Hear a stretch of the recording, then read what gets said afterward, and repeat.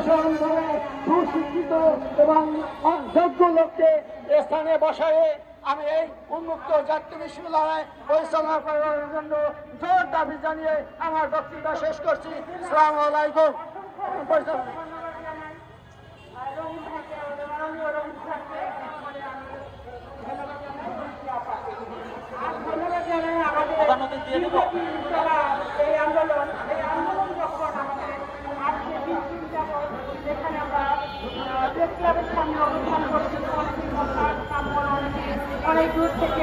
ধন্যবাদ সংগ্রামী সাথী ও বন্ধুরা আমার।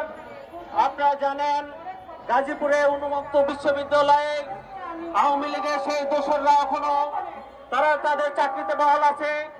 তাদের চাকরির বহালের প্রতিবাদে আজকে সবাই আমাদের সাথে প্রধান অতিথির বক্তব্য রাখবেন এবি পার্টির ভাইস চেয়ারম্যান সাবেক লেফটেন্যান্ট কর্নেল জনাব দিদারুল আলম। আমাদের মাঝে উপস্থিত রয়েছেন বিভিন্ন রাজনৈতিক দলের নেতৃবৃন্দ। সংগ্রামী সাথী ও বন্ধুরা আমার, আমি এখন বক্তব্য রাখার জন্য আহ্বান জানাচ্ছি এবি পার্টির সংগ্রামী ভাইস চেয়ারম্যান অবসরপ্রাপ্ত লেফটেন্যান্ট কর্নেল দিদারুল আলমের প্রধান অতিথির বক্তব্য রাখার জন্য আমি বিনীতভাবে অনুরোধ জানাচ্ছি। বিসমিল্লাহির রহমানির রহিম। সংগ্রামে উপস্থিত বাংলাদেশের নতুন বাংলাদেশের এই মানব বন্ধনে যারা হাজির হয়েছেন এবং আমার প্রিয় সাংবাদিক ভাই বোন, আমরা অত্যন্ত দৃঢ়ভাবে বলতে চাই বাংলাদেশ নতুন বাংলাদেশ গড়ার স্বপ্নের তার পথে আমরা দাঁড়িয়ে আছি।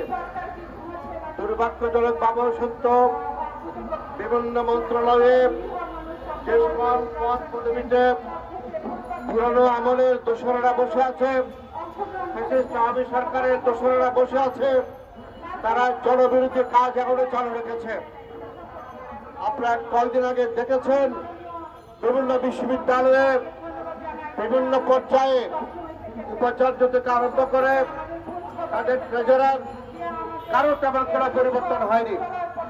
শিক্ষা খাতের যে নৈরাজ্য সৃষ্টি হয়েছে তার একটা বড় কারণই হলো তাদের উপরে দায়িত্ব শিক্ষা ব্যবস্থাকে ঠিক রাখা।